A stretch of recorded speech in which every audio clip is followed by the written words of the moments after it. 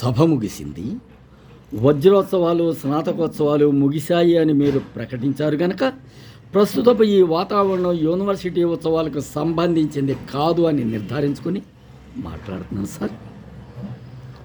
తెల్లవాడు వదిలి వెళ్ళిన ఎంగిలి రాజ్యం పట్టుకురాలాడుతున్న ఈ దౌర్భాగ్య ప్రదేశంలో మోకాళ్ళలో మెదడున్న కొందరు మేధావులు క్షణం క్షణం మారుస్తున్న కుష్టు విద్యా విధానపు ఛాయల్లో ఈరోజు నాకు న్యాయశాస్త్రంలో బంగారు పథకాన్ని ఇచ్చారు మీరు. అంటే 25 సంవత్సరాలు వంచిన తల ఎత్తకుండా నేను తినేసిన పుస్తకాల సారం నాకు ఈ బంగారు పథకాన్ని ఆపాదించి పెట్టింది. ఈ బంగారం నిజమైంది అవునో కాదో నాకు తెలియదు, కానీ నిజంగా ఇది మేలిమే బంగారం అయితే దీని ముడి స్వరూపం వచ్చే వరకు, అంటే బంగారం మట్టిలో కలిసిపోయే కొన్ని వందల సంవత్సరాలు నా ఈ కళ్ళు ఆశతో ఎదురు చూస్తూనే ఉంటారు సార్. ఇదే పథకాన్ని ఇచ్చిన మీలో ఒక్కరు ఏ ఒక్కరైనా సరే చిన్న ఉద్యోగం పెంచగలరా sir? No, that's not your duty. కానీ లక్షల కోట్ల మంది నిరుద్యోగులను తయారు చేయటమే మీ కార్ఖానా విధి.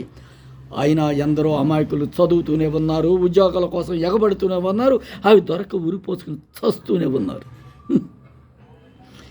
ఈ దేశంలో మేధావిగా బతకటం లేదు. ఒక్క రంగులు మార్చే రాజకీయ నాయకుడు, నామాలు పూసుకున్న రాతి బొమ్మలు, రూపాయలు దాచుకున్న బడో పెత్తందారులు తప్ప ఏ మనిషి, కనీసం ఏ జంతువు కూడా తాము బ్రతకాల్సిన రీతిలో బ్రతకడం లేదు. కారణం ఒకే ఊరి వాళ్ళం, చిన్నతనం వచ్చే స్నేహితులు అని చెబుతున్నాను రా. అసలు చదువు అంటే ఏమిటో తెలియని వంశంలో పుట్టిన వాడివి, నీ కుటుంబంలో నువ్వు ఒక్కడివే చదువుకున్నావు కాబట్టి చదువు కంటే ఎక్కువగా బేరేజీ వేసుకు పూజిస్తున్నావురా. అదే నన్ను చూడరా. మా తాత పండితుడు, మా నాన్న తెలుగు మాస్టర్, ఇవాళ నేను గోల్డ్ మెడలిస్ట్ రా.